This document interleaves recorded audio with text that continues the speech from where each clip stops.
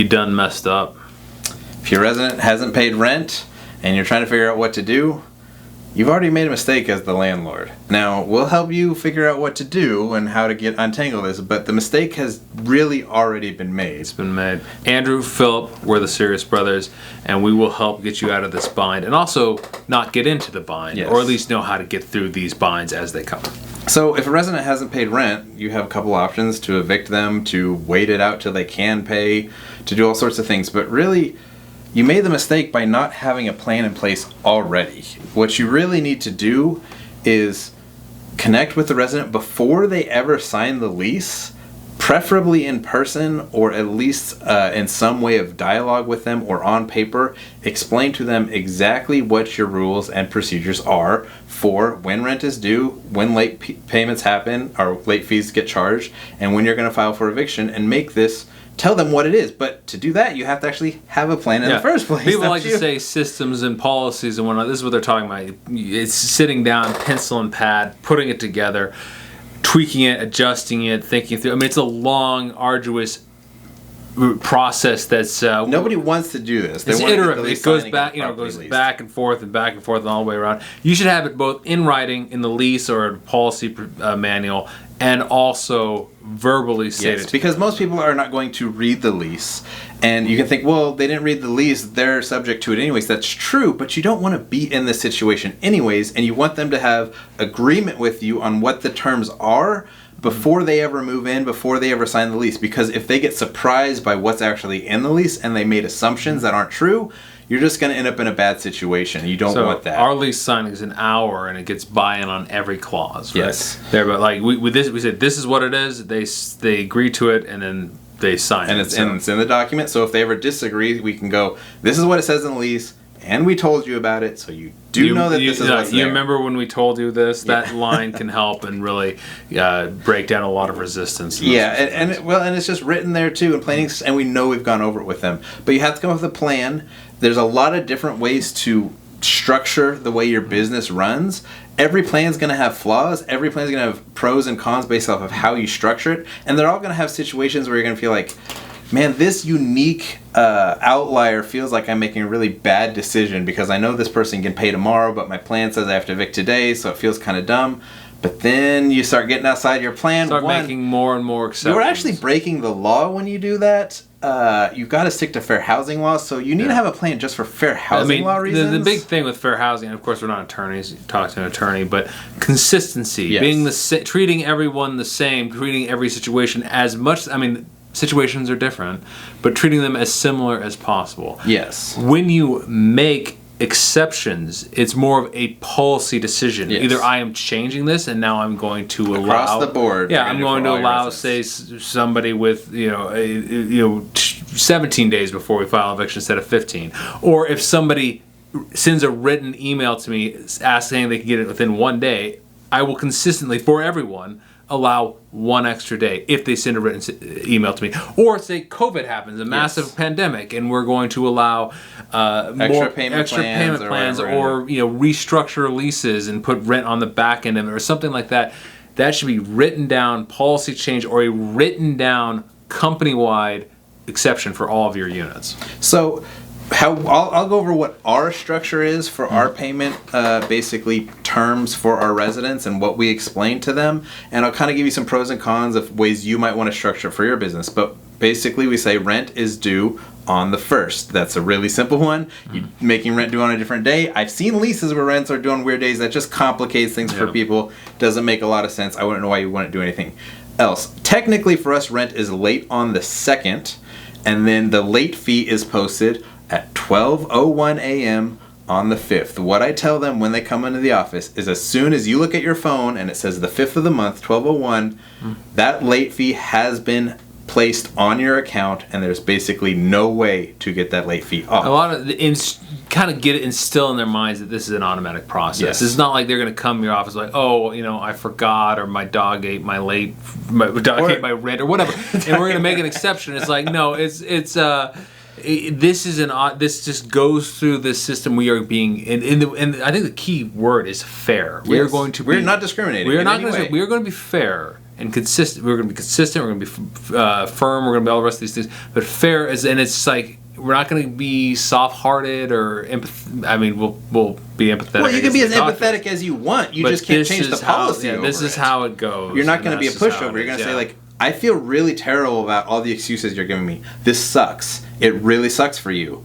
I can't change the policy. Yeah, the policy it is what it is. You still have to pay the late fee. But the reason why I say it's late on the 2nd and in the late fee, we have a grace period up until 12:01 a.m. on the 5th, is because that way there's no excuse for rent not coming in. If we allow payments online, my internet went out, your website was down, whatever it is. Okay, we have other ways you can pay, and you had 3 other days to figure that out. If you waited till the morning of the 4th and something went wrong, that's not on us. You decided to wait 3 extra days.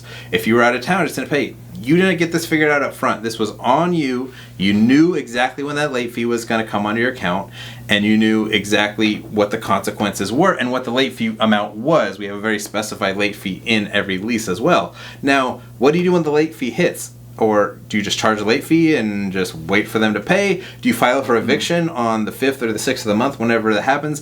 You can do those things. I think filing an eviction the day when they're late is probably a bad idea. You'd be surprised how many people pay late. It's not really a good idea. So what we do is we have a period of time where we basically work to collect the rest of the rent.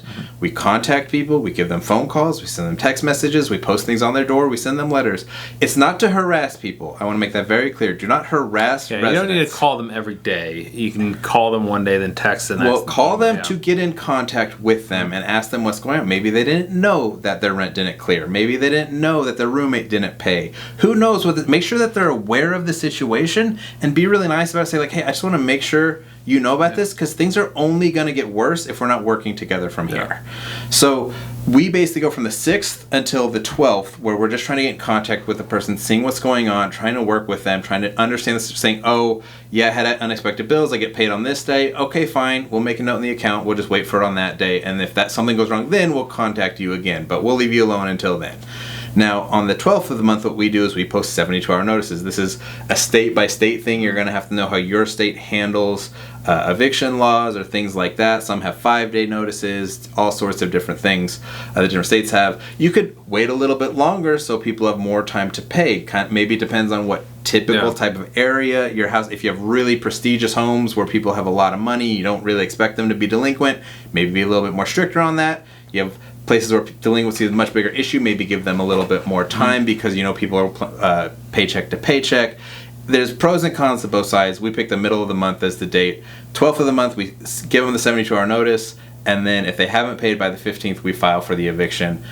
Almost no exceptions. Weekends, that always kind of messes things up, but also we do allow payment plans. So that is another procedure, and we tell this when the resident sits down and they have not signed the lease and they're talking to it. We tell them, first when it's due, 4th is when, or the 5th is when the late fee is charged. 6th will start to contact you. We'll post a notice on the 12th. 15th will file for an eviction. This is just how it's going to happen. None of this should surprise you. Yeah. Yes. Once they file for an eviction on the 15th, they should know that that's coming. That should not be a surprise.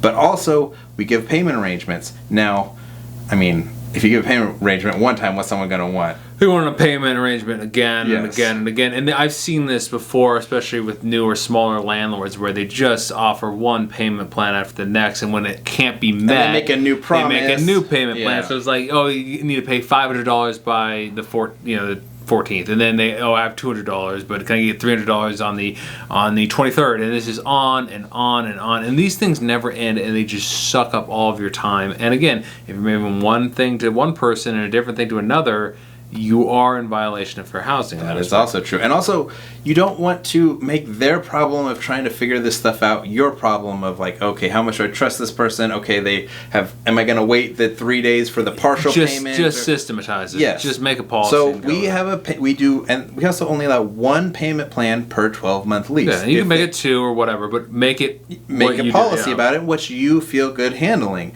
So we make one payment plan per 12 months. So if they sign a new lease, basically after a year, they can do another payment plan if they want to.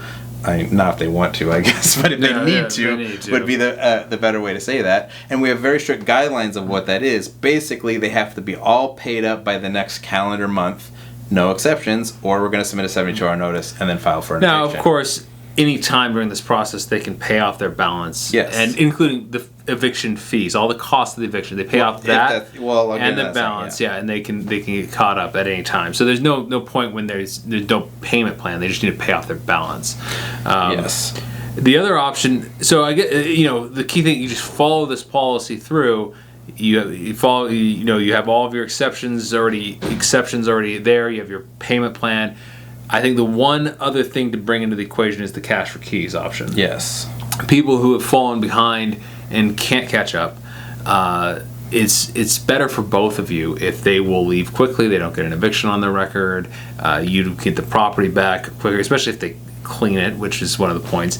And so one thing we like to do is offer a cash for keys arrangement. Now, we do not publicize this in our lease or our lease. This is a policy you need to have in-house and offer it across the board, and this if everybody hits this situation, but you don't need to be public about this particular offer. Yeah, so it'd be like, listen, if you leave within 1 week, swept clean, no major damages, we will offer you $150 for an apartment, $200 for a house, whatever you want to pick for that. But you need to be gone. It should be a short period of time. Yes. It should not be 20 days, a month. It should be probably a week or less. And it should be, the property should have no major damages. It should be swept clean. They should actually clean it.